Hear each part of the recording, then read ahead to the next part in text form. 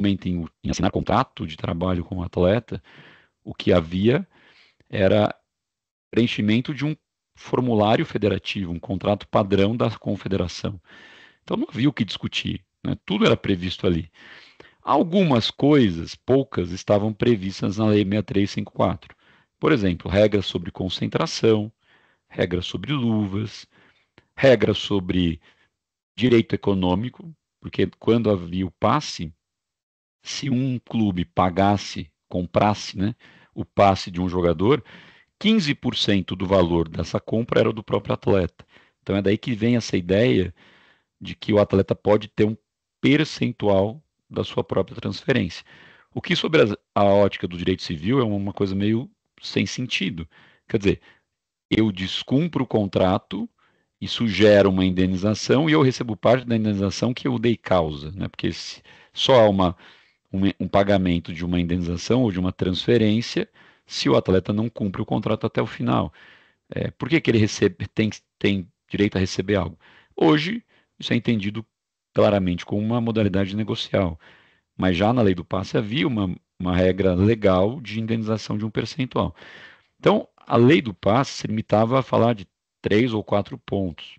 Falava um pouquinho de férias, falava sobre concentração, uma regra que se mantém até hoje de uma maneira mal escrita e até um pouco contraditória, mas está lá. E aí, né, com a Lei Pelé, isso é ampliado. A Lei Pelé, já prevendo que o passe acabaria dali a 3 anos, ela passa a ter uma disposição mais robusta sobre o chamado contrato do atleta, porque o contrato passa a ser relevante. E aí vem uma discussão importante.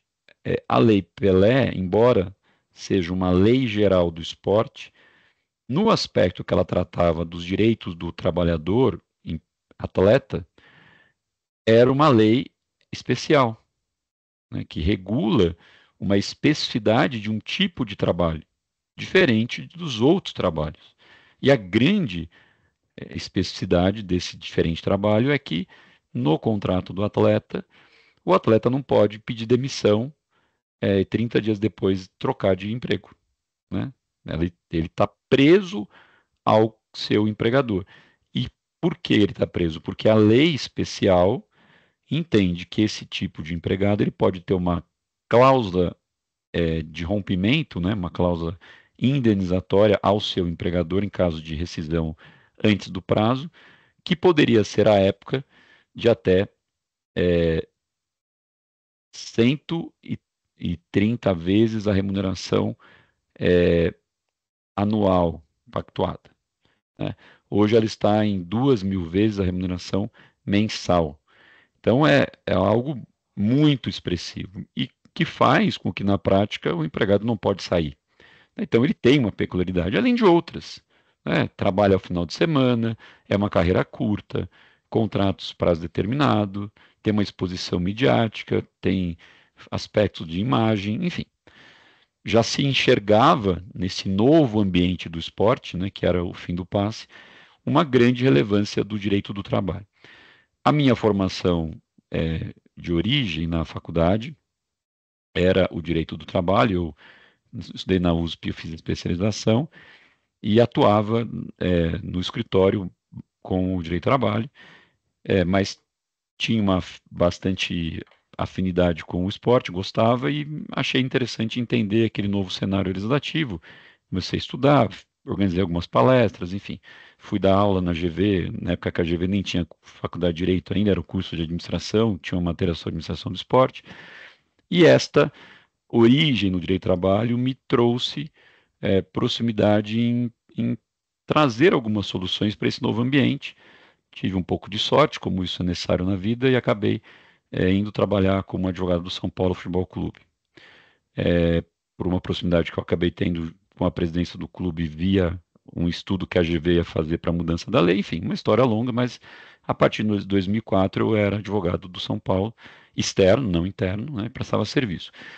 E vivenciei muito essa estrutura toda de transformação, a época que, inclusive, com o fim da lei do passe, o clube montou um time que acabou sendo depois campeão do mundo em 2005, muito baseado na contratação de atletas em fim de contrato, porque essa era uma nova realidade. Então, o São Paulo contratava o atleta 2 anos antes de terminar o contrato com outro clube, e quando acabava o contrato, ele já estava contratado. Então, fez-se aí uma montagem de um clube, de um time bom, a baixo custo.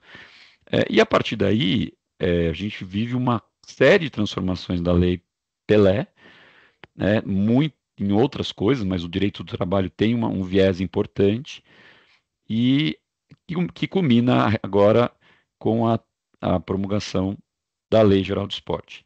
Então, o que eu queria refletir com vocês é, como a gente está falando aqui de uma atividade especial, nós temos que pensar em algumas soluções de é, critérios de solução de conflito e de aplicação da lei.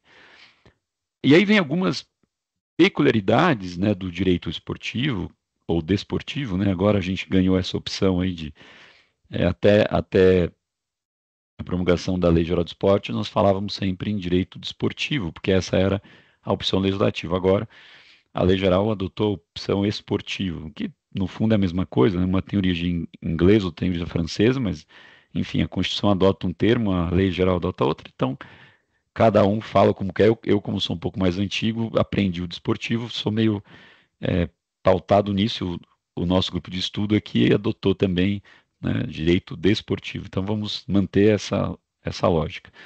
Então, quando se fala em direito desportivo, a gente tem que pensar qual é a lógica que o intérprete, o operador de direito ou o advogado adota quando se depara com regras de uma lei especial, que é, embora seja uma lei geral do esporte, mas é uma lei especial das relações do trabalho, é um trabalhador especial, frente à lei geral trabalhista, que é a consolidação das leis do trabalho. Então, isso já seria um desafio, né? Como é, por exemplo, um desafio eu aplicar uma lei especial de qualquer outra modalidade, né, de atividade, por exemplo, a lei do aeroviário, considerando o que tem de especial na atividade do aeroviário, é, sem esquecer a lei geral, que é a CLT. Então, isso não é uma novidade. O problema é que há uma série de situações em que é, pode haver dúvidas de quanto eu aplico a lei geral e como eu trago para a lei geral a lei especial. Então, é isso que a gente tem que pensar num critério. Além disso, a gente tem duas situações que dificultam um pouco esse trabalho, né, que já é um trabalho difícil. Como aplicar a lei, as regras da lei especial sem desconsiderar a lei geral. O primeiro deles é que a nossa lei geral ela passou por uma transformação. Vocês já estudaram isso, eu não vou repetir, mas vocês sabem que entre 98 e 2023 nós tivemos uma lei geral do esporte chamada Lei Pelé.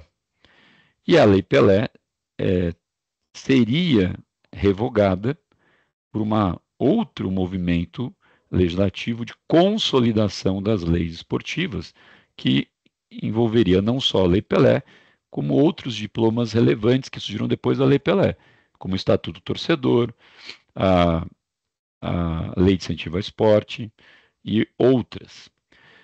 E, por isso, a Lei Geral é quase uma consolidação, né? Então, ela tem especificamente esse objetivo, mas ela obviamente substituiria a Lei Pelé.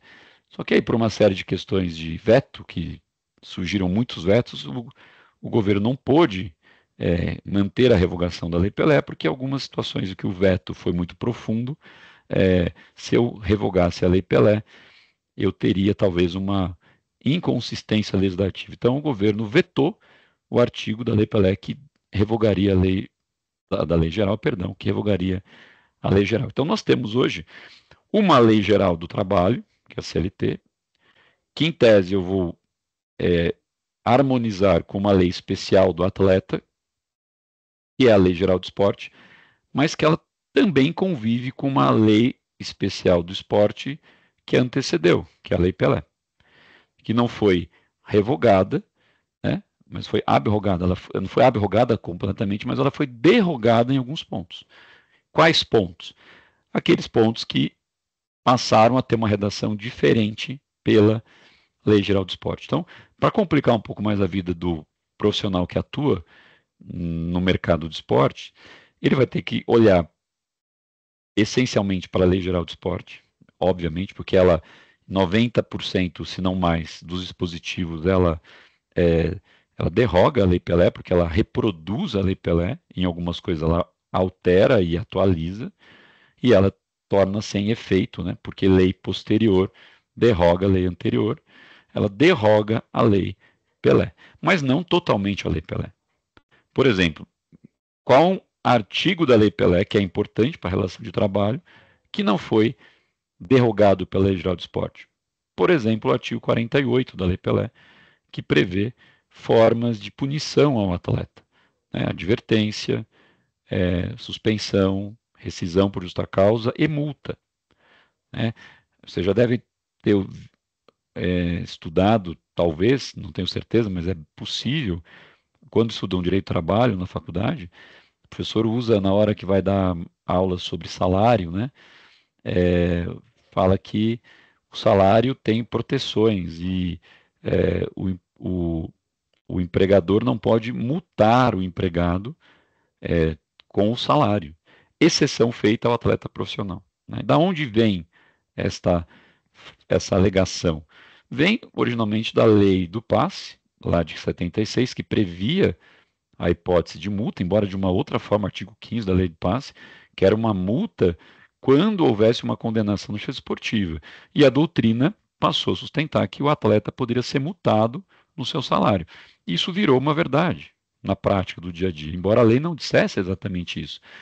E é tão interessante que na lei Pelé, dentre os poderes do empregador, aparece lá o poder de multar o empregado. Então, hoje ainda o empregado atleta é a única exceção no nosso ordenamento a uma possibilidade do empregador aplicar sanção ao seu empregado mediante um desconto salarial.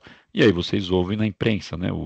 O clube puniu o atleta com uma multa porque ele chegou atrasado no treino, porque ele é, faltou a alguma atividade, enfim. Né? A sanção multa é uma possibilidade. E hoje ela está prevista no artigo 48 da Lei Pelé, que não foi trazido pela Lei Geral do Esporte. A intenção do legislador não era reproduzir esse dispositivo na lei geral, mas como a lei de Pelé não foi abrogada, não foi revogada na sua integralidade, eu posso aplicar o 48, porque não há dispositivo semelhante de lei posterior que o substitua. Então, isso trouxe para o profissional que atua nesse segmento um segundo desafio, que é harmonizar essas duas legislações. Embora, eu já afirmei aqui e repito, a maioria do dispositivo que nós vamos aplicar na prática será o da Lei Geral do Esporte. Então, o que nós temos aqui? Nós temos uma Lei Geral do Trabalho, uma Lei Geral do Esporte, mas que, olhada sob a ótica da lei das regras do trabalho, é uma lei especial. As normas do direito do trabalho na Lei Geral do Esporte são normas especiais e assim tem que ser enxergado. Então, aqui eu tenho que aplicar toda a teoria clássica, né, de interpretação que vem lá de Norberto Bobbio, né, e tanto reproduzida naquela lógica de lei especial prevalece sobre lei geral, lei posterior prevalece sobre lei anterior. Então é um pouco disso, né? Se há uma norma na lei especial, ela prevalece sobre a lei geral. Exemplo, a regra da rescisão. Pela lei geral, qualquer empregado avisa o seu empregador que quer ir embora, né? Ou seja, o clássico conhecido pedido de demissão. Eu peço demissão, comunico, na verdade eu não peço, não tenho que pedir nada, eu apenas comunico. 30 dias depois, eu estou livre e saio do meu emprego sem nenhum custo. A lei especial, não. O atleta diz não. O atleta não é assim. Se ele quiser deixar o seu emprego, ele tem que pagar ao seu empregador uma indenização chamada de cláusula indenizatória de até 2.000 vezes o valor do seu salário, né? que na origem ia diminuindo ano a ano e que agora não diminui. Ou seja, eu tenho aqui duas normas, as duas normas existem, vigoram e têm eficácia, mas eu aplico a pior para o empregado. E alguém poderia dizer, professor, mas nós não temos direito de trabalho, aquele princípio da norma mais favorável, né?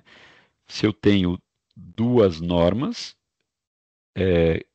e aplica ao mesmo fato, eu escolherei a mais favorável ao empregado.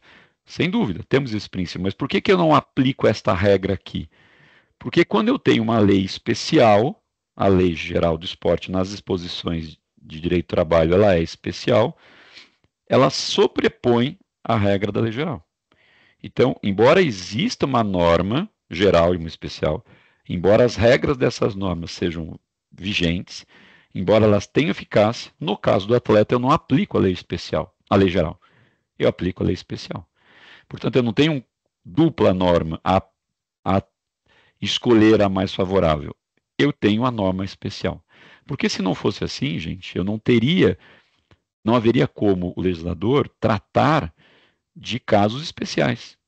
Porque se a norma geral, que fala de aspectos gerais, prevê algo melhor do que a norma especial e valesse a mais favorável, eu nunca poderia regular. Então, o princípio da norma mais favorável, embora ele exista, e ele se aplique também ao atleta em algumas situações, nessa hipótese de conflito de duas normas, eu não tenho. Porque aqui a regra é lei especial prevalece sobre lei geral. Então, eu tenho uma ineficácia da lei geral e apenas uma eficácia para este caso da lei especial. Às vezes, no entanto, isso não é muito claro, né? Será que a lei especial tratou de um tema ou não? E a lei geral tem lá uma regra que eu posso usar. E aí vem um outro detalhe. Tanto a Lei Pelé quanto a Lei Geral do Esporte estabelecem que no contrato do atleta eu devo aplicar as disposições da lei especial, da lei do esporte, ou a Lei Pelé e agora a Lei Geral do Esporte, observadas no que couber as disposições da lei geral, ou seja, da CLT e da norma previdenciária, né? Então, o próprio legislador, quando regulou a atividade do atleta, profissional ou não profissional, do atleta em geral, na Lei Pelé e agora na Lei Geral de Esportes, dizem, para não ter dúvida, qual é a norma que se aplica ao contrato do atleta? As normas especiais desta legislação aqui, observada no que couber, quando a lei especial não tratar, aplica a lei geral. E aí tem alguns pontos que vão surgir dúvidas. Exemplo, sobre férias, né? A lei geral, CLT, diz que as férias são adquiridas a cada um ano, período aquisitivo, certo? E só depois que elas podem ser usufruídas ou gozadas, como a lei utiliza, né? A lei, a lei do esporte não fala em período aquisitivo. A lei do esporte fala apenas na concessão das férias, que deve ser de 30 dias no período de recesso das competições. E aí, duas coisas. Eu posso ter férias sem ter adquirido as férias do período de um ano? É a primeira dúvida, né? Porque a lei não trata.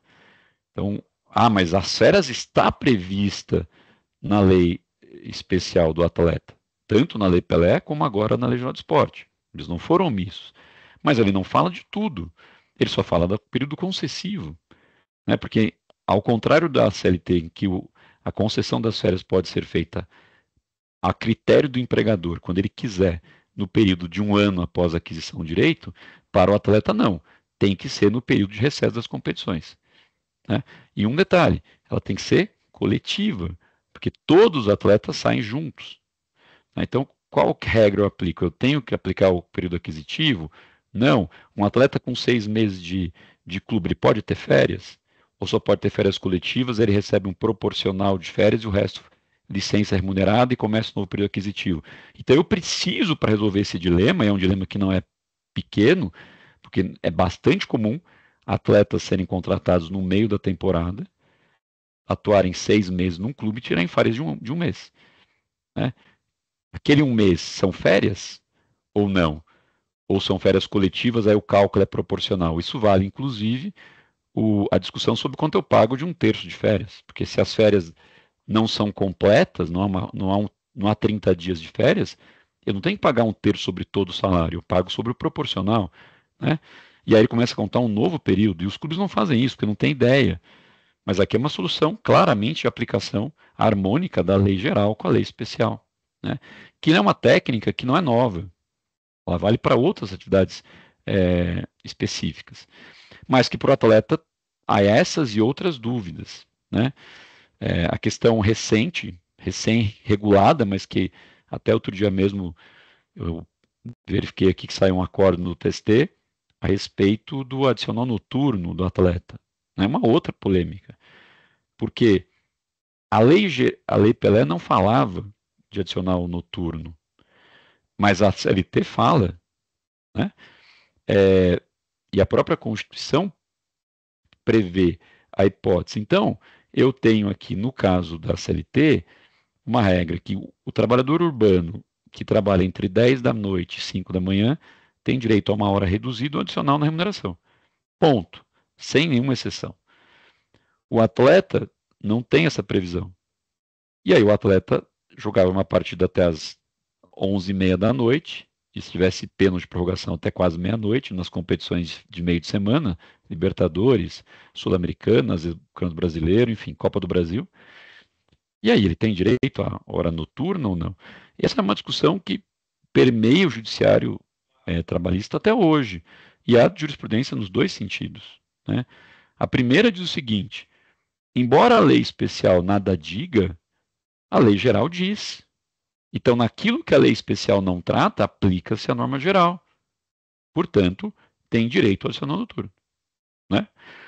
Agora, essa é uma interpretação literal, né, e de fontes, fonte especial, fonte geral.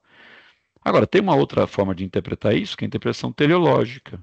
Qual é o sentido do adicional noturno, da doutrina? É dar ao trabalhador que trabalha durante a noite e se priva do convívio com a sociedade, com a família durante o dia, que tem a vida invertida, né? Trabalha enquanto as pessoas dormem, dorme enquanto as pessoas trabalham, uma vantagem, porque ele tem uma condição pior do que quem trabalha de dia.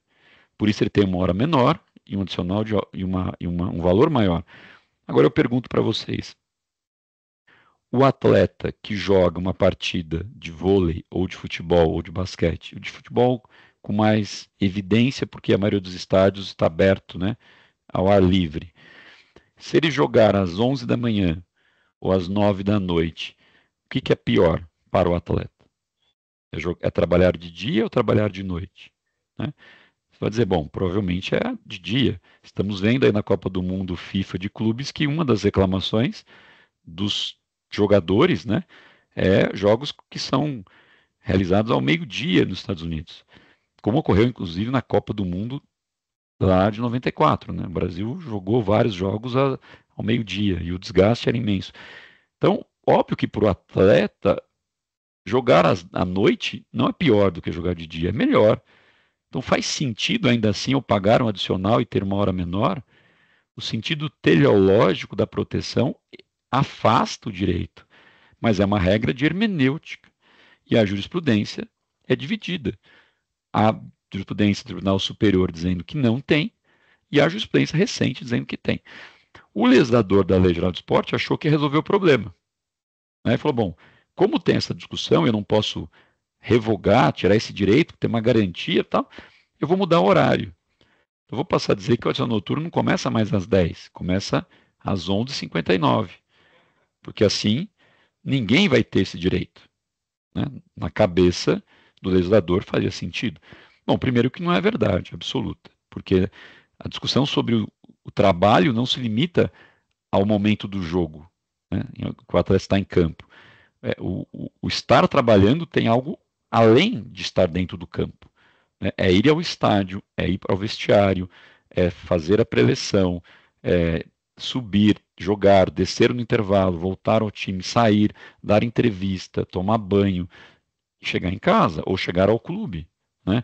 É estar junto com o time e não poder sair do estádio, a não ser com o ônibus, com o batedor, Não tem. Então, assim, o atleta pode sair do campo, pegar a camisa e sair do portão principal do estádio e ir embora? Acabou o jogo, estou indo para casa? Não. Né? Ele tem todo um protocolo de entrevista, de segurança. Então, na verdade, ele não se limita a estar trabalhando até o momento que o juiz apita. Então, às vezes, o jogo acaba 11h30, mas ele vai sair do estádio 1 da manhã. E aí? E entre 11h59 e 1 ele tem adicional noturno? Ele está em jornada? Então, uma ideia do legislador de 2023, né, que foi ajustar a lei geral a esse problema do sono noturno, só tornou o problema mais complicado. Porque agora não há mais discussão que existe. Porque agora o legislador especial disse, o atleta tem direito ao sono noturno, só mudou o horário dele. Só que os problemas continuam. O que é estar à disposição? Eu vou aplicar o artigo 4º da CLT. Né? Jornada é estar à disposição no local do trabalho ou indo ao local de trabalho, excetuando aquelas atividades que o legislador excluiu da jornada, que e aí é uma redação recente da lei da reforma trabalhista de 17, a 13467. Não é jornada trocar de roupa se não precisar de uniforme, o atleta tem que ter uniforme, então trocar de roupa é parte do trabalho dele. Práticas religiosas, lazer, estudo, enfim, tem lá as suas atividades. Mas um atleta no vestiário, dando entrevista, ele está excluído ou está trabalhando? Enfim, eu quero dizer para vocês, veja como esta dinâmica é essencial quando eu falo de um contrato de atleta. Qual lei eu vou aplicar? Começa por aqui. É importante ter essa noção, esse entendimento, né? E a partir daí a gente vai bater nos pontos mais importantes do direito do contrato do atleta. Eu aplico a lei especial, hoje, Lei Geral do Esporte, e também Lei Pelé, naquilo que não foi derrogado por uma norma posterior, mas eu aplico subsidiariamente naquilo que a lei especial não trata, a lei geral. E às vezes eu tenho que ter uma dinâmica interpretativa para saber qual norma eu aplico. Então já aqui uma dificuldade que não é simples, que é complexa. Mas como nem tudo que parece difícil é o pior, pode piorar, né? Nós temos um problema mais grave ainda, que o advogado e o doutrinador que atua no mercado do esporte não pode ignorar, que são as chamadas normas privadas do esporte. E as normas privadas do esporte são normas trazidas pelas entidades de administração nacionais e pelas entidades de administração daquele esporte que estão em outros países, né, chamadas entidades transnacionais, que estão fora do Brasil. E aí vocês têm um pouco dessa percepção evidente, né, pelo simples acompanhar de competições esportivas, que o esporte ele extrapola as fronteiras de um país, porque quando se busca o, o melhor atleta, o campeão, eu, eu tenho o campeão da cidade, do estado, do país, do continente e do mundo. Né? Para eu conquistar o mundo, eu tenho que atravessá-lo, eu tenho que sair do meu país. Né? Não dá para conquistar o mundo ficando aqui, eu tenho que ir além do meu país. E o esporte é típico isso. Então, para você ser campeão mundial, você tem que disputar a competição com atletas dos outros países. Para isso, eu tenho que ter regras iguais no mundo todo. Eu não posso ter uma competição de futebol no Brasil com regras diferentes da Argentina, diferentes da Espanha, diferentes do Marrocos, porque não tem uma competição. Então alguém tem que criar regra, alguém tem que legislar sobre esse assunto. E uma entidade cria as regras, e nesse caso o futebol é a FIFA, né? Poderia ser qualquer outra, poderia ser uma entidade no Brasil, poderia ser uma entidade na Bolívia. Por coincidência, ela está na Suíça, embora agora tenha ido, né, com algumas das suas unidades para os Estados Unidos, mas a FIFA regula o esporte futebol. Embora ela não seja dona do futebol, né? Você já deve ter estudado isso, eu não vou me ater muito a essa discussão. Mas tem a entidade do basquete, do vôlei. E essas entidades têm as suas normas. Algumas dessas normas são normas tipicamente esportivas. Por exemplo, qual o tamanho.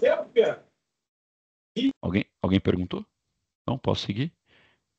Se tiverem dúvidas, podem me interromper, tá? Então, eu posso ter normas tipicamente do esporte, por exemplo, regra do impedimento, regra da substituição, é, regra de uma situação de concussão, de uma batida de cabeça. São regras que vão sendo ajustadas. Regra do VAR. Há 10 anos atrás não tinha VAR, hoje não tem mais futebol sem VAR. Então, né, como tem a regra do tênis, a regra do basquete, as regras tipicamente esportivas, elas não conflitam com as normas nacionais. Outras normas são puramente nacionais. Não vão ter incidência com as normas das entidades esportivas. Então, por exemplo, a regra da tributação de um país, ou a regra sobre horário de atividades e eventos, ou locais em que pode ter eventos, ou a regra do trânsito e do transporte, a segurança pública na hora do jogo. São regras estatais, mas que eu tenho que ter. Saber qual é quando tem um jogo no Mineirão, como é que fica o trânsito da região? Quem vai definir isso é a prefeitura, a partir da equipe de tráfego da cidade ou do comércio, né? Os bares e restaurantes podem estar abertos ao redor do Mineirão, até que horas, depende do jogo, depende da legislação. Não vai ter incidência da lei esportiva, a não ser que a lei esportiva, num evento específico, resolva vender bebida no estádio e a lei estatal diga que não, e aí precisa haver um ajuste entre essas normas. Mas entre aquela que nada conflita, porque a norma da entidade esportiva é aquela do Estado, há um meio um meio termo ali, né, uma intersecção em que as normas podem ter conflito. Por exemplo, no futebol, a FIFA, embora ela respeite as legislações estatais, né, ela cria uma série de regras nos seus chamados regulamento de status e transferência de atletas, que são normas de trabalho, que falam da duração do contrato, que fala de proibição de transferência de direito econômico para terceiro, exceto o próprio atleta e o clube que o vendeu, né, uma regra proibitiva desde 2015. Fala sobre critérios de janela de transferência, quando que eu posso mudar de empregador, quando eu não posso, quantas eu posso mudar por ano.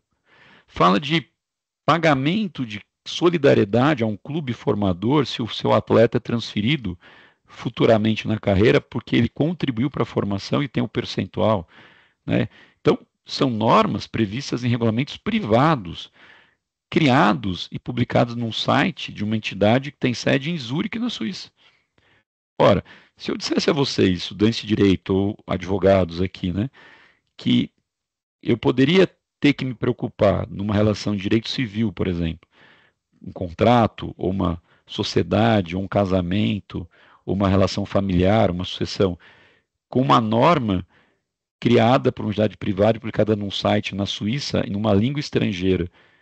Vocês diriam assim, você deve estar meio louco, né? Assim, óbvio que eu não vou ter que aplicar uma norma dessa no Brasil. O Brasil só é regido por normas produzidas no nosso sistema legislativo, Congresso Nacional, com sanção presidencial, com publicação diário oficial, em idioma português. Não existe norma válida que não tenha publicação diário oficial e que não seja no nosso vernáculo oficial. Como é que eu posso dizer para vocês que eu tenho que observar uma norma publicada por um site, né, num site de uma entidade privada que está em Zurique, em alemão, inglês ou francês, né? Ou espanhol? São as 4 línguas oficiais da FIFA. Não, né? Mas no esporte isso é importante. Por quê? Porque embora no ambiente interno eu vou aplicar a legislação nacional, no âmbito das relações que tenham a ver com as disposições do Estado brasileiro, eu também tenho que observar as normas privadas, ainda que elas não se anulem, não se conflitem. E aqui tem uma questão polêmica, tá? Por quê? Porque você já deve ter ouvido, e não são poucos que falam isso, aliás, talvez a maioria, embora eu discorde, que as normas esportivas internacionais, ou como corretamente chamado de transnacionais, não é uma norma internacional, é uma norma transnacional. Por que transnacional? Porque ela transcende as fronteiras nacionais. É como uma empresa transnacional, né, que está fora de um território nacional. Uma norma publicada no site da FIFA em Zurique, na Suíça, ela gera efeitos para todas as entidades do mundo que queiram estar filiados à FIFA. E qual é o critério de vinculação dessa norma? Critério associativo. É a mesma coisa se você quiser ser sócio de um clube esportivo ou de uma associação qualquer. Quando você se associa, você passa a cumprir o estatuto dessa associação, pagar a mensalidade e observar os regulamentos dela. Se você deixa de ser associado, embora aquela regra continue lá, você não mais se aplica a ela. A regra do Estado não. Você mora no Brasil. Você está sujeito às regras do Código Civil, da CLT, da Constituição Federal, do Código Penal. Você não tem como falar, eu não quero mais que se aplique a mim o Código Penal, a não ser que você mude de país. Aí você vai estar sob a égide de um outro Código Penal. Nas regras associativas, não. Eu posso estar dentro do Brasil, ora vinculado a uma associação, ora não vinculado. É a mesma coisa. Se um atleta está inscrito numa competição por um clube, ele aderiu à regra associativa daquele clube que está vinculado à federação estadual, à confederação nacional e à FIFA. Por isso que ele tem que observar a regra da FIFA. Tá? Mas ela não entra no nosso território. Portanto, ela não revoga a norma interna. Até porque não seria possível. Né? Eu já passo a palavra a você, Gabriel. Não seria possível por dois motivos. Primeiro, porque eu tenho N normas de entidades privadas. Eu tenho futebol, eu tenho basquete, eu tenho natação, eu tenho tênis, eu tenho vôlei, eu tenho esgrima, eu tenho tênis de mesa. Qual delas vai revogar a lei nacional? Né? E outra, nenhuma norma de natureza de direito público internacional se torna norma nacional se não observar a Constituição. Que quando se trata de tratados e convenções internacionais, tem uma regra clara no artigo 84 da Constituição. Precisa haver uma ratificação formal pelo Brasil, pelo presidente da República, que é o único competente a fazer essa ratificação, nessa assinatura internacional, e aprovação do Congresso Nacional, com publicação de decreto legislativo. Portanto, ela sai no Diário Oficial, ela passa pelo Congresso, ela passa pelo presidente. Nenhuma norma é lei no Brasil sem passar por esse rito. Então, quando vocês ouvem, né, o direito esportivo tem normas nacionais e internacionais, vírgula. Tem normas internacionais numa regra associativa. São aplicáveis aqui, eu preciso observar, mas é muito diferente do que eu dizer. Ela é fonte do direito brasileiro, não é. Ela é, ela é uma norma que eu tenho que observar quando eu estiver no âmbito de uma associação que eu quero estar. Mas eu não posso ignorar a lei brasileira. Assim também como eu posso, eventualmente, me associar a um clube social da cidade, e lá tem uma série de regras que estão de acordo com a lei brasileira. E pode ser que tenha outras regras que estão em desacordo. E essas regras, elas serão consideradas ilegais. É a mesma coisa. Se a FIFA estabelece uma regra que o clube brasileiro tem que observar, porque ele é associado à Federação Mineira, que é associada à CBF, que é associada à Comebol, que é associada à FIFA, ele respeita no âmbito associativo. Agora, se aquela norma for contrária à lei brasileira, o Estado pode dizer, essa norma é ilegal. Né? Então, eu posso ter, em algumas situações, embora eu esteja falando de dois planos distintos, as normas estatais estão no plano das relações reguladas pela lei brasileira. Então, o empregador que contrata o empregado, qual lei se aplica? CLT, lei especial, Constituição. Ah, mas o clube de futebol X foi punido com transfer ban pela FIFA. Ele não pode contratar um jogador. Significa o quê? Significa que ele pode fazer uma proposta, ele pode assinar carteira de trabalho, ele pode colocar o atleta para treinar, ele pode pagar salário, ele pode dar assistência médica, ele pode fazer tudo. Ele tem um empregado contratado. A lei brasileira não o proíbe de fazer isso. O que ele está proibido? Registrar aquele atleta nas competições para jogar as competições. Por quê? Porque no âmbito esportivo ele foi punido por uma entidade associativa que disse: se você não pagou a sua dívida com outro membro dessa associação, você não pode registrar jogador. São dois planos diferentes. Tá? Agora, pode acontecer um conflito? Às vezes pode. E aí, a nova dificuldade.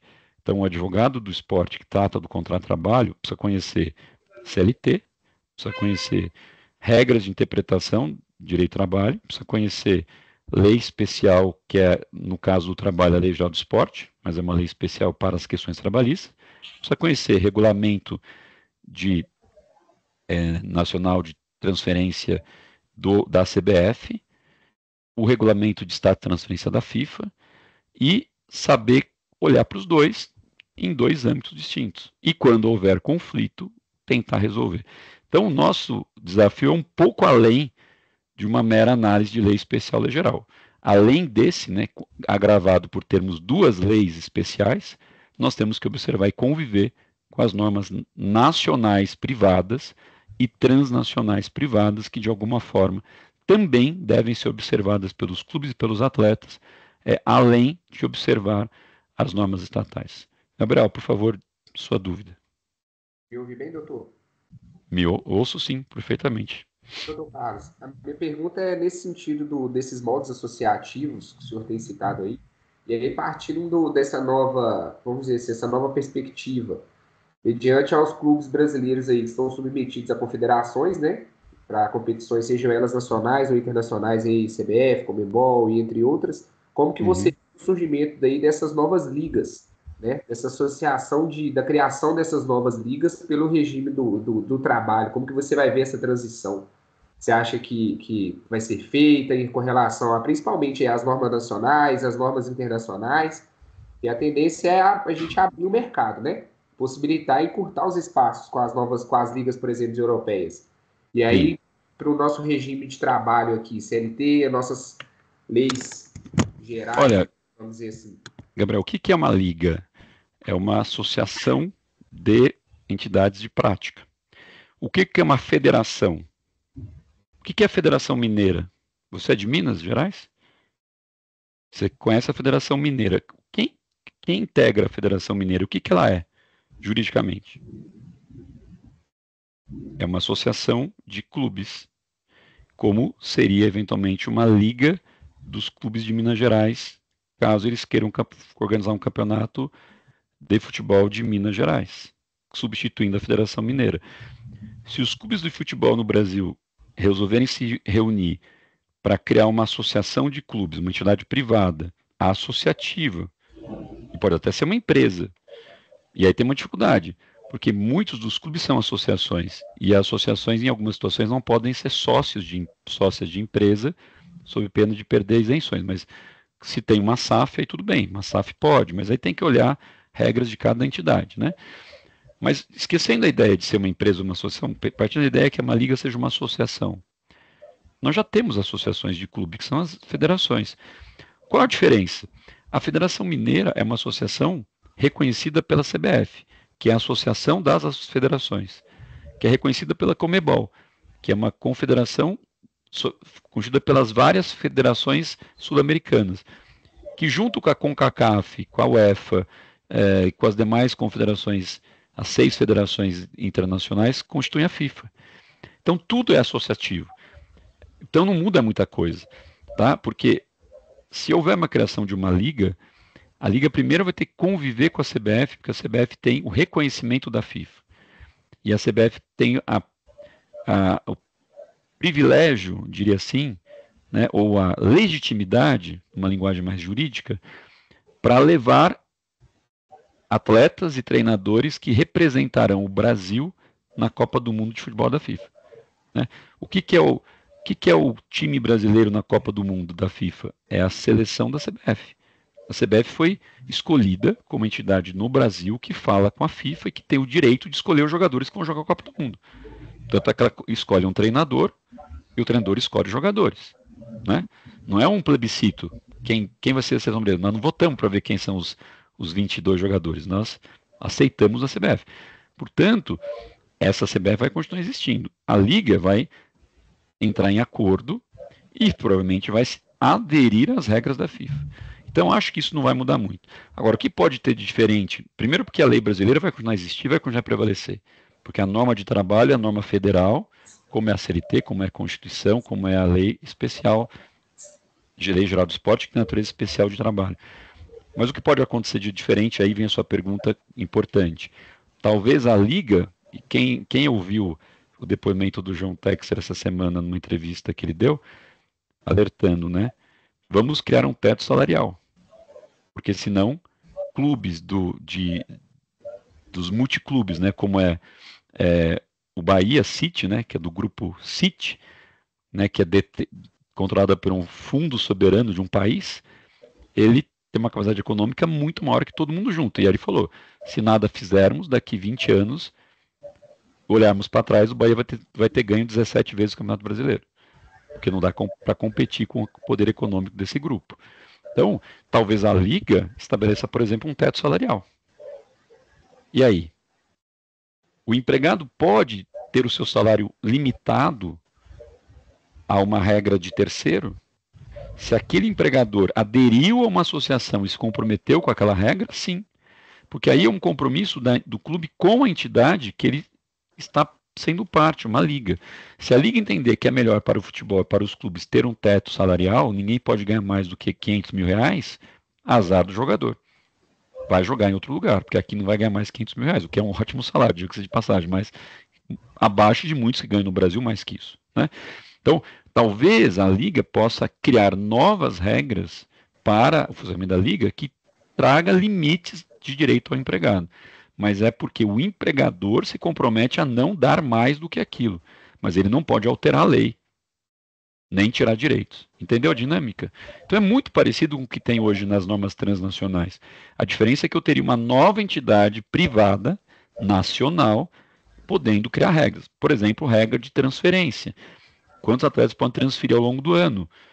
Hoje, a FIFA estabeleceu um número. A Liga pode estabelecer um número menor, ou estabelecer critérios. Você pode ir para a Série B, mas não pode ir para a Série A, ou só depois da 5ª rodada ou da 10ª rodada. Perceba, eu posso ter novas regras, que vão ser regras da competição ou da entidade, mas que não revogam a norma estatal. Tá? O exemplo do clube que está com o transfer ban, e, portanto, proibido de inscrever um atleta, é muito peculiar aqui, é muito didático. Ele está proibido de inscrever para efeito esportivo, agora ele não está impedido de contratar. Porque na relação de contrato, o contrato é do direito brasileiro. E a norma da FIFA não pode afastar o direito brasileiro. Tá? Então essa dinâmica é muito importante que vocês tenham. E mostra para todos nós como é difícil ser um advogado com amplo conhecimento e atuação no direito esportivo.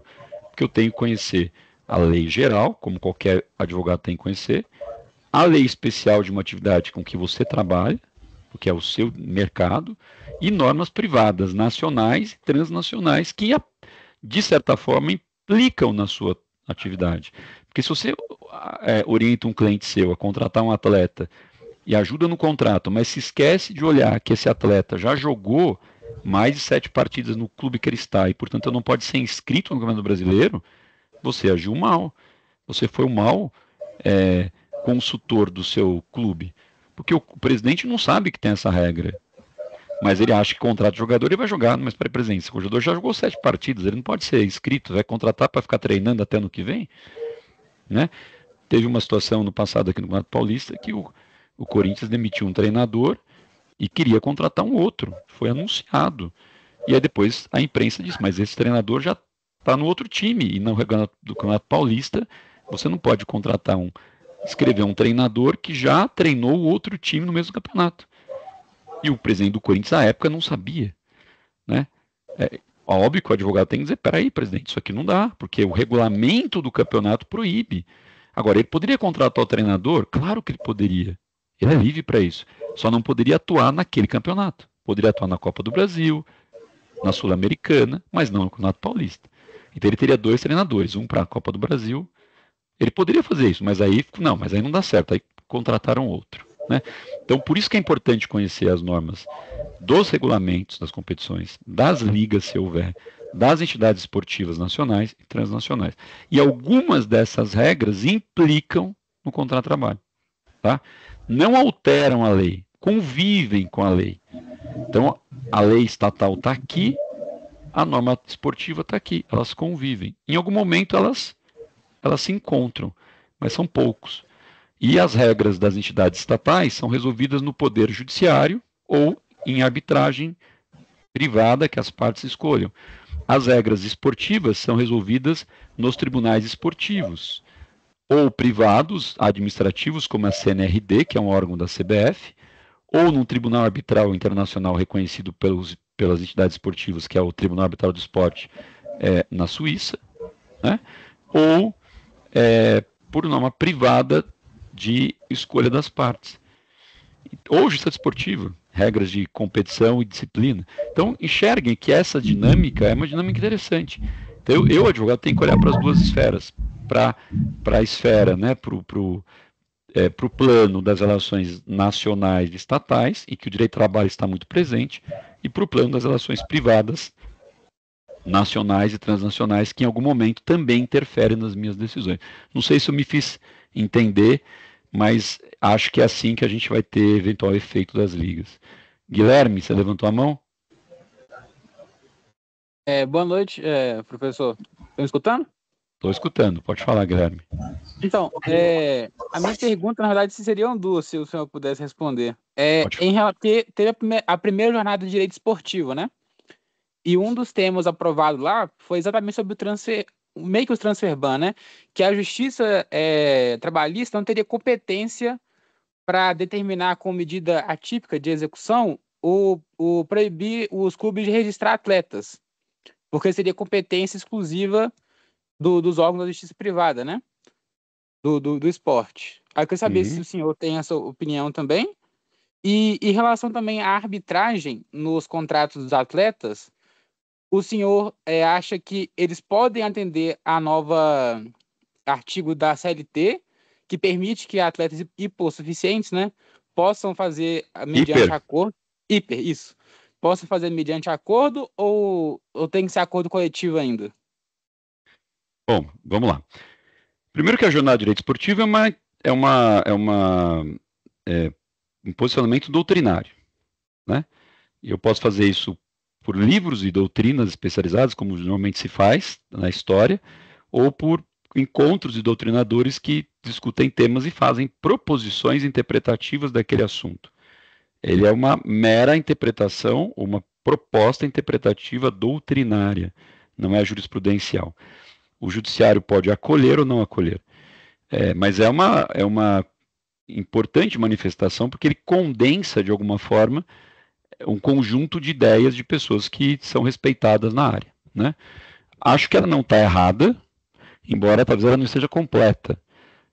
Na verdade, o Poder Judiciário ele até pode eventualmente proibir um registro se houver uma ilegalidade ou uma nulidade do contrato e o atleta demandar a sua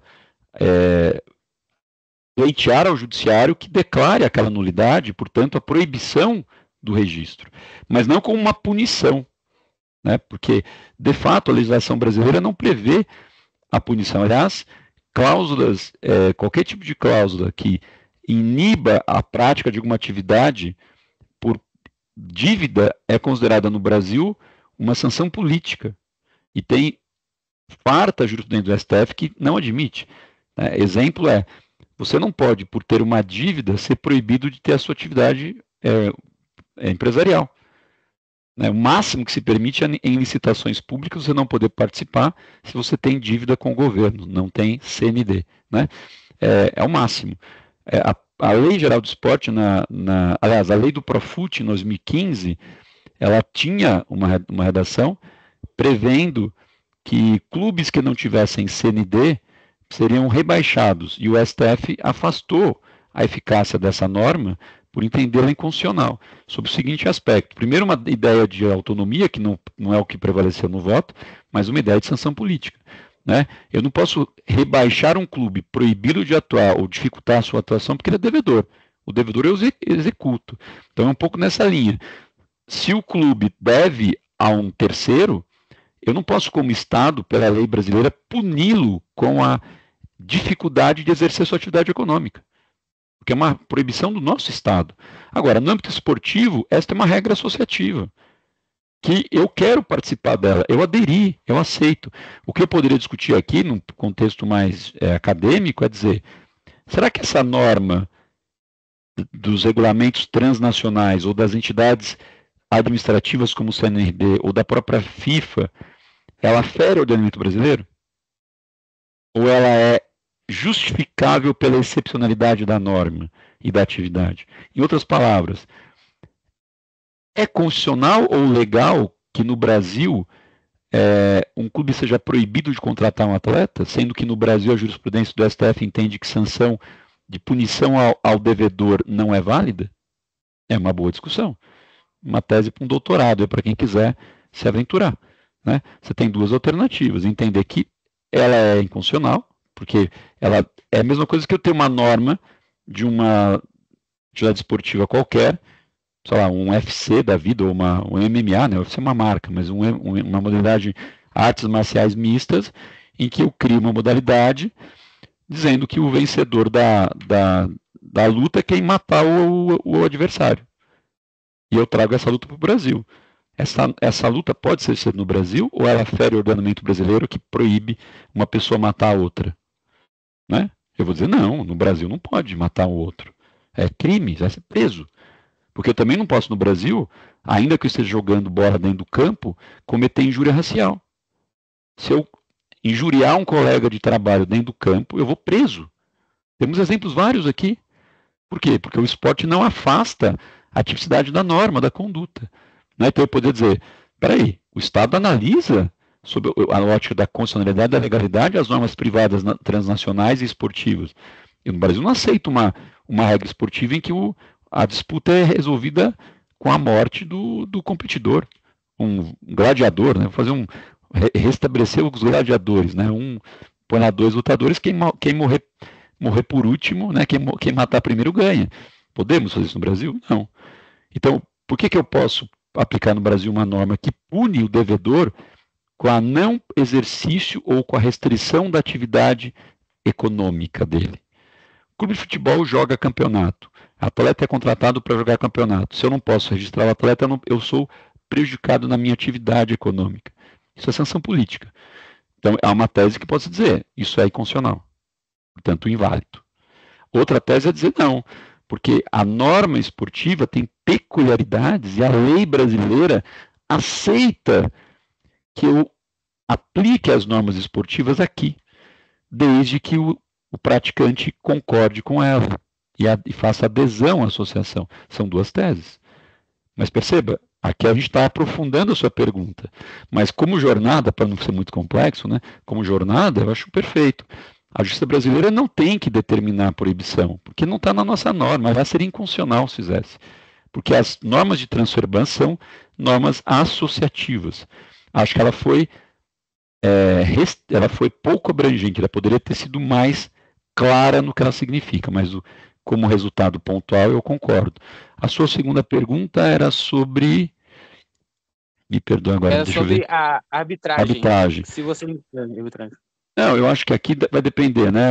A norma de arbitragem da CLT, alterada em 2017, ela prevê a possibilidade de arbitragem sem a necessidade da hipersuficiência, pelo menos da parte do curso superior.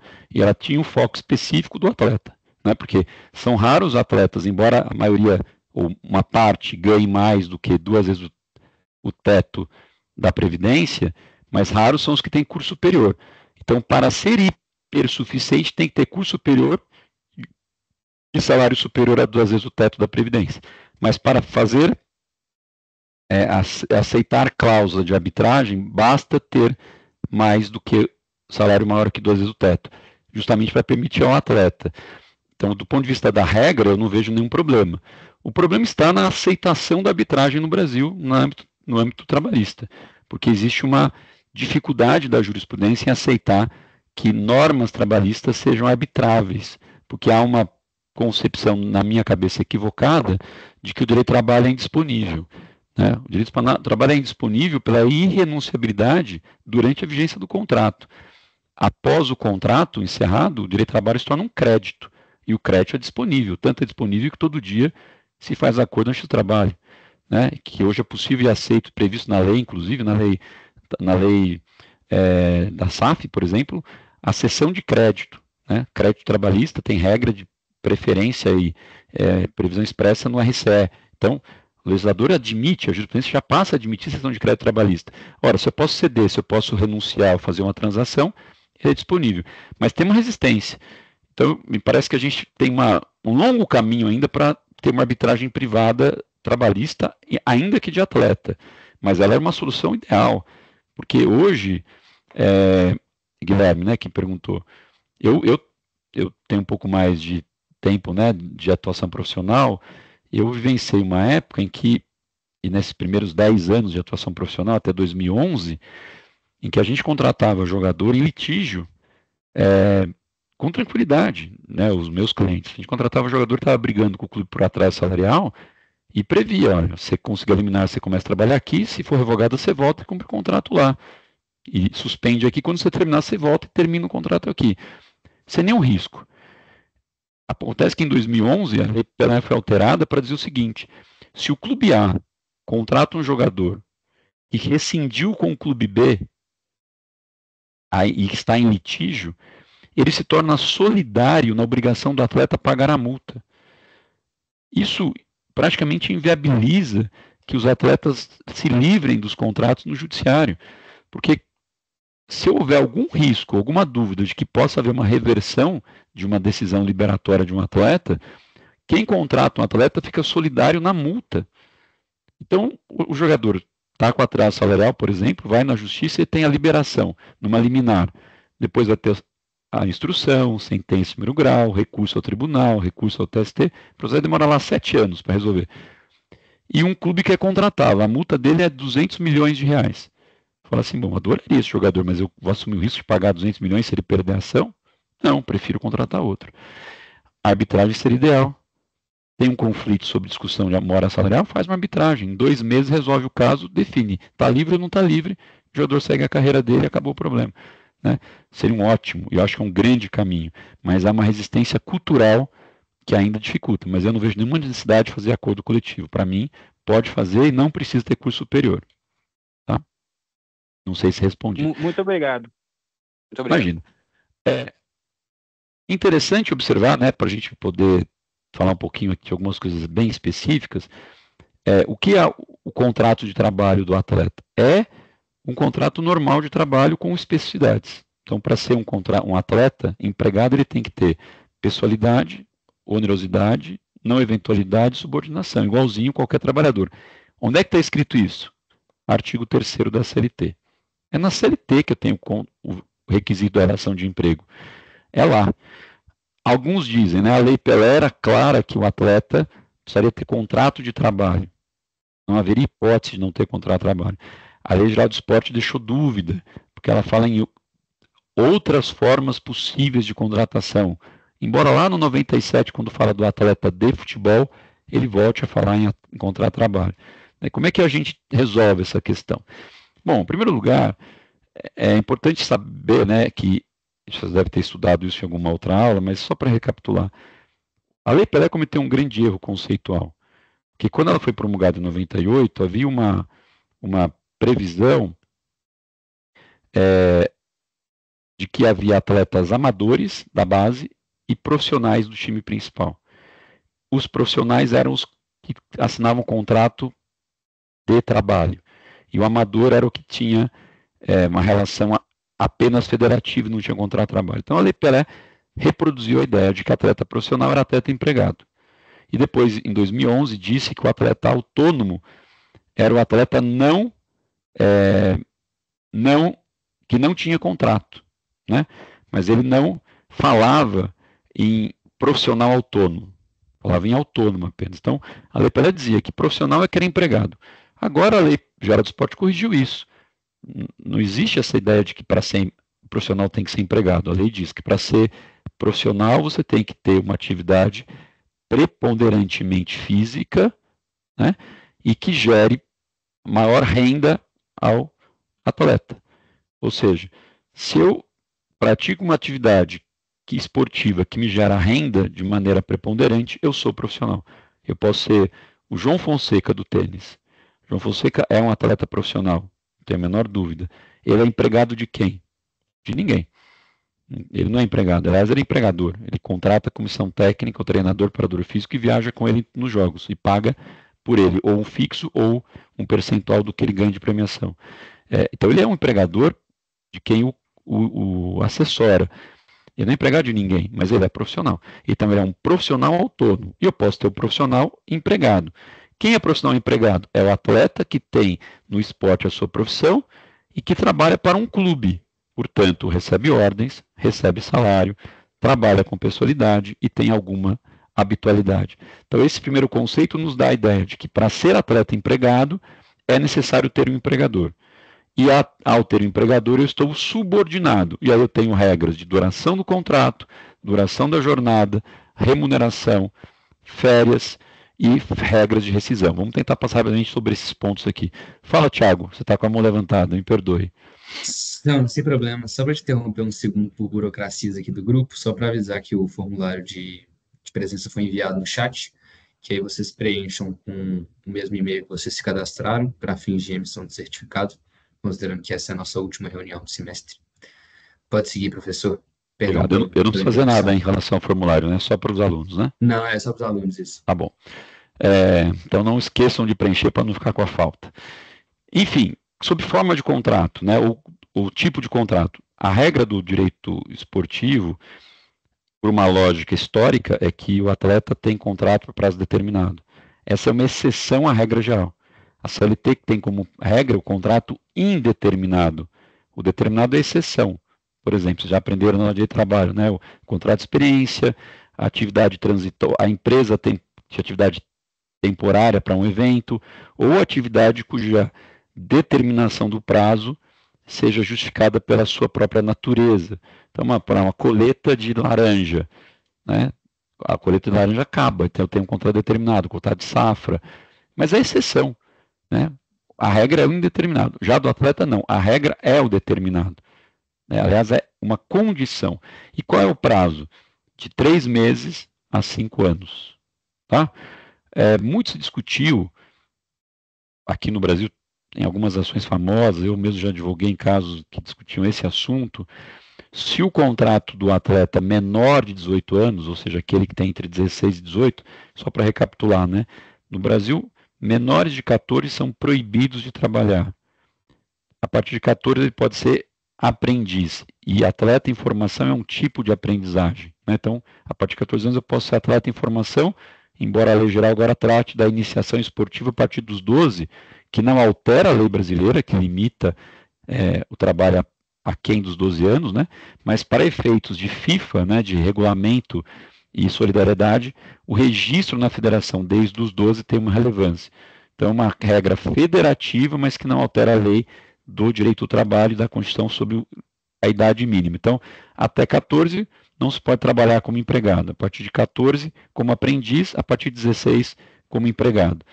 Entre 16 e 18, com algumas restrições, né? Restrição de horário, restrição de trabalho insalubre, e aí surgem dúvidas interessantes, né?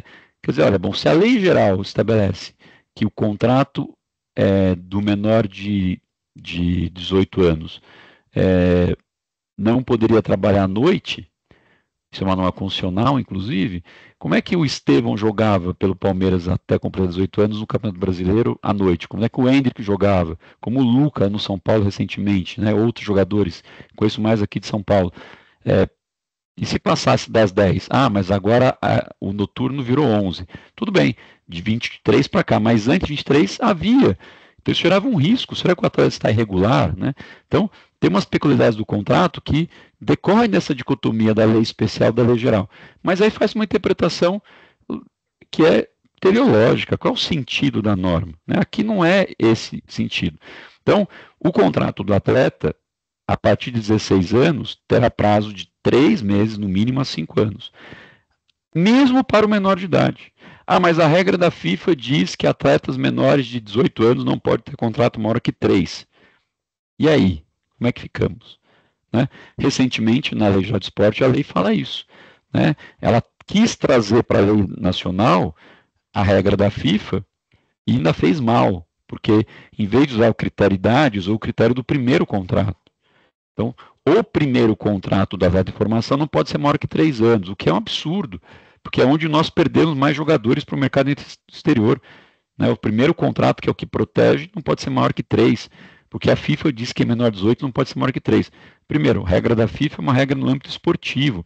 Se um atleta brasileiro for jogar no exterior, esta relação se rege pela lei da FIFA. Se um atleta argentino vem jogar no Brasil, ele pode observar a regra da FIFA. Agora, se o atleta brasileiro vem jogar no clube brasileiro, é a lei brasileira que se aplica. E a lei nunca limitou. Né? Então, tem aqui alguns mitos que a gente enfrenta e que é uma incompreensão de fontes, né, da lei aplicável. Então, a regra no Brasil é prazo determinado. 3 meses a 5 anos, independente da idade. Ah, mas agora, se for o primeiro contrato, tem que observar o primeiro de 3 anos. Né? Ficou lá uma limitação. Mas se você assinar o primeiro, rescindir no dia seguinte, assinar um novo no outro dia, pode virar 5, ainda que você tenha menos de 18 anos. Né? Regra muito mal feita. Mas agora tem essa exceção aí do menor de 18. O contrato tem que ser escrito. Por que ele tem que ser escrito? Porque a lei passou a dizer que tem que ser escrito. Até 2023 ela não dizia isso. Mas era importante que fosse escrito, porque para registrá-lo na federação eu tinha que ter escrito. Né? Agora não, agora a lei fala que ele precisa ser escrito. Então é um contrato específico, ele tem que ser escrito por prazo determinado. Como ele tem prazo determinado, ele tem regras de prorrogação e regras de antecipação da rescisão. Se ele durar até o termo, até o prazo, ele se encerra. E ele não vincula mais o atleta ao clube como era no passe. Acabou o contrato, o atleta é livre para assinar com quem quiser. Mas ele pode prorrogar o contrato, desde que não passe de 5 anos. Prorrogar é estender o prazo, mantendo as condições do contrato. Ou ele pode renovar o contrato. Ele encerra o anterior e assina um novo período de até 5 anos. Então tem regras interessantes. Outra sobre extinção do contrato. Né? Quando o contrato se encerra pelo decurso do prazo, por descumprimento contratual, por exemplo, mora salarial, justa causa, né, falta grave, por pagamento da multa rescisória, ou por distrato, ou por morte do empregador, né, do empregado, perdão. Então, algumas situações da própria lei geral, outras da lei especial. Mas uma grande peculiaridade é a tal das cláusulas indenizatórias e compensatórias.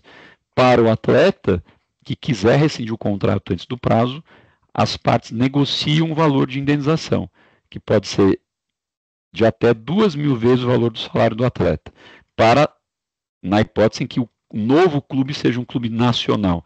Se for um clube do exterior, não há limites. Já ao contrário, se o clube quiser rescindir o contrato do atleta antes do prazo, existe uma negociação de uma cláusula chamada compensatória, que é no máximo 400 vezes o salário do atleta, que eu nunca vi ser ajustado pelo máximo, nem nada diferente do mínimo, né? Se ajusta pelo mínimo. E qual é o mínimo? A totalidade dos salários até o final do contrato. Ou seja, se um clube brasileiro contrata um atleta e o atleta não performa, não joga bem, e ele quiser rescindir antes do prazo, ele tem que pagar o salário até o final do contrato. Uma peculiaridade da lei especial. Outras características, né, sobre remuneração. A remuneração pode ser fixa e variável, desde que seja pelo menos o salário mínimo. Pode haver remuneração ligada aí à contratação, e aí a lei fala que o pagamento que se faz pela opção do atleta em assinar, chamadas luvas, não tem natureza salarial, e também disse que os prêmios não têm natureza salarial desde que esteja condicionado a atingimento de metas, né, de resultados, e não conste de previsão contratual, ou seja uma previsão por liberalidade do empregador. Então tem algumas peculiaridades, mas então se o jogador ganha um prêmio por ter sido artilheiro, ou por ter conquistado um campeonato, ou ter ganho uma partida, embora aquilo seja a regra do contrato, ele não tem natureza salarial. Né? As luvas também não são parte do contrato. Depois tem toda a discussão do contrato de imagem, que você já deve ter estudado em outras aulas, não vou entrar em detalhes aqui, porque esse sim é um tema para uma aula inteira. Tem as hipóteses de justa causa, né, que é bem polêmica, é totalmente aplicação da regra da lei geral, né, as hipóteses do 481, do 482, 483, justa causa e rescisão indireta, e ali me parece completamente aplicável. A discussão toda e se o atleta cometeu uma falta grave, ele tem que me pagar a multa rescisória ou não? Né? Me parece aqui que não, porque O legislador não prevê essa hipótese, aliás, o legislador prevê que a cláusula indenizatória deve ser paga pelo novo clube contratante, não pelo atleta diretamente, né? Essa é uma lógica da jurisprudência. Então, qual é a vantagem de um clube eventualmente aplicar uma justa causa ao empregado? Ele se livrar do pagamento da cláusula compensatória. Então, se um atleta, contratei um atleta por 4 anos, ele ganha 100 mil por mês e ele não está performando, eu queria rescindir, e eu não quero pagar 4 anos de salário para ele. E aí ele vai lá e agride verbalmente um diretor do clube, né? Xinga um diretor do clube, ou ameaça, ou eventualmente até uma agressão física. Eu posso aplicar justa causa na hipótese 482 da CLT, e a partir daí, como eu tenho uma causa para rescindir, não a minha mera vontade, uma culpa dele, uma falta grave dele, eu me livro do pagamento da minha cláusula compensatória, mas eu não posso cobrar dele a indenização pela rescisão antecipada. Me parece que essa é a grande diferença. Em relação a salário e rescisão, acho que são as principais questões, e um pouquinho, só para finalizar, os aspectos principais de jornada, a gente tem que, além daquela história, né, que eu contei aqui em relação ao adicional noturno, que é uma novidade, temos que pensar, o atleta tem limite de jornada? Tem, claro que tem, porque a Constituição Federal traz, né, a limitação 8 horas e 44, e a lei especial também traz essa previsão. Inclusive tem uma previsão, né, especificamente sobre concentração, que é cópia da disposição lá da lei do passe, né, foi reproduzido na lei Pelé e depois agora na lei geral do esporte. Então, em linhas gerais, um atleta que trabalha mais do que 44 horas por semana pode ganhar hora extra. O problema é que raramente se trabalha mais do que 44 horas por semana. Como o atleta de alto rendimento tem que ter uma grande disposição física, um esforço físico, seria humanamente possível ou inadequado do ponto de vista de performance você submeter um atleta a 8 horas de treinamento por dia, né? A não ser que ele fique assistindo preleção do treinador. Mas, como é muito raro ele trabalhar 8 horas, esse problema não aparece. Mas se ocorrer numa atividade esportiva especificamente, no cricket ou em algum jogo que joga-se horas e horas, ele pode reclamar hora extra. Consequentemente, ele também tem direito ao intervalo de almoço, tem direito ao intervalo entre 2 jornadas, tem direito àquele período de descanso específico que os regulamentos esportivos trazem, não a lei estatal, entre uma partida e outra, né? 72 horas, para não ter um desgaste. Então tem algumas regras específicas, algumas regras sobre concentração e viagem, né, também é importante. O atleta pode cobrar hora extra se ele vai jogar, por exemplo, os atletas que estão no Mundial de Clubes lá nos Estados Unidos, eles foram para lá antes do mês, no começo do mês de junho, alguns até em maio, e se ficarem até a final, vão voltar em julho. Vão ficar 40, 50 dias nos Estados Unidos, no hotel, treinando, viajando e jogando. Eles podem alegar que estão 24 horas à disposição dos seus clubes, longe da família, e, portanto, cobrar hora extra. Aí tem uma diferença, né? O fato de você estar com um empregador em viagem para competir não significa que você está o tempo todo trabalhando. Você dorme, você se alimenta, você descansa, você convive com os colegas, você lê um livro, você joga um videogame, você joga uma partida de sinuca, um baralho, sei lá o que você vai fazer. Então, eu não posso considerar que estar com o empregador numa viagem é estar à disposição. É um conceito diferente da lógica do trabalhador que vai à fábrica trabalhar ou que vai ao escritório trabalhar. Então, essas peculiaridades da lei especial e da atividade têm que ser observadas numa eventual análise da lei geral, né? Não dá para falar em hora extra como eu falo para o empregado normal. Embora eu possa ter hora extra, mas há uma situação bastante específica e rara de acontecer. Outra regra importante, intervalo de descanso semanal, chamado DSR, que é um problemaço no Brasil. Não há dúvida que o atleta tem direito ao DSR, está no artigo 7º, inciso 15 da Constituição, está na lei especial do atleta. A grande dúvida é, será que os atletas de fato têm 24 horas de descanso na semana? Às vezes não, né? Às vezes ele tem um dia, uma manhã de folga, ele vai lá para fazer um treino regenerativo para diminuir o ácido lático da partida que ele teve no dia anterior, mas às vezes o clube joga no domingo, na quarta, no outro domingo. Joga um domingo viajando, volta da viagem, chega na segunda. Aí treina na terça, já viaja na terça para jogar na quarta. Quando é que está o intervalo, né? Então, isso é um passivo importante, já algumas condenações, e a lei geral tentou resolver, né? Ela tinha uma previsão dizendo que o DSR poderia ser dado com atividade generativa, mas o artigo foi vetado pelo presidente da República. Então, esses são alguns problemas que nós temos, né? A questão do DSR é um passivo pontual, a questão da premiação, como ela é instituída, pode ser um passivo pontual, a questão da rescisão do contrato e das indenizações da forma de rescisão pode ser. Outra peculiaridade que não pode ignorar aqui é um tipo de falta grave do empregador, além daqueles do 483, a mora salarial, né?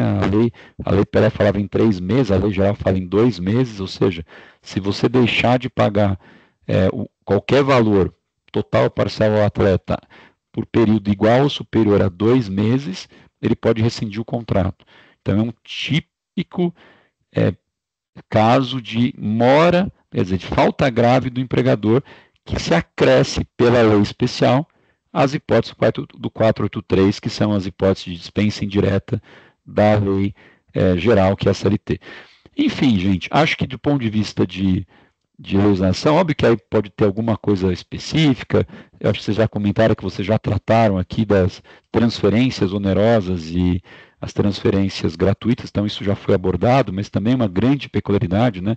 Eu poder emprestar o meu empregado, depois pegar de volta, efeito no contrato, uma suspensão, né? E se eu pago uma parte do salário, o outro clube paga a outra, como é que isso é entendido? Mas alguém aqui comentou que vocês já tiveram essa aula com o Breno, né? Breno Tanuri, então acho que a gente não precisa aprofundar, até porque o nosso tempo se esgotou, né? Mas acho que o mais importante aqui, além de uma rápida troca de experiência, né, um pouquinho da minha experiência como advogado desde que me formei coincidentemente junto com a Lei Pelé, mostrar como as relações de trabalho foram importantes nesse mercado, como ele se transformou e como algo que quando eu me formei não existia, né, hoje é algo tão rico, né, com doutrina, com jurisprudência, com jornadas, com normas transnacionais, com um mercado cada vez mais pujante, interessante, com um espaço para pesquisa, para atuação profissional, para desenvolvimento. Então, para mim é um prazer, fico feliz pelo convite, agradeço, espero que tenha contribuído de alguma forma e fico à disposição de vocês para qualquer dúvida, se ainda houver tempo, e outras oportunidades, será sempre um prazer. Muito obrigado. A gente que agradece, doutor Carlos, muito obrigado. Foi uma aula muito enriquecedora. Foi um fechamento de semestre, né? Hoje é nosso último encontro, então, assim, foi um fechamento com chave de ouro. A gente agradece enormemente a sua presença. As portas do GED estão sempre abertas para novas aulas, sempre que precisar, nós também estamos à disposição. Eu que agradeço, gente. Obrigado e estimulo aí, que parabenizo pelo grupo, importante, pesquisa sempre importante, e num tema que ainda tem muito a ser escrito, né? Muita coisa.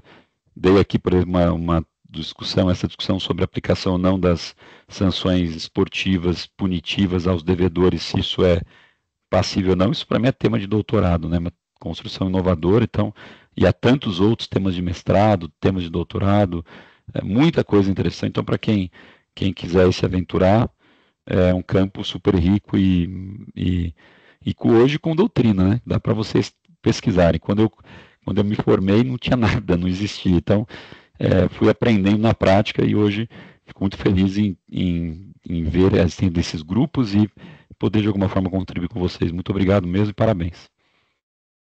Contribuiu enormemente, professor. Opa. Pode falar, Marina.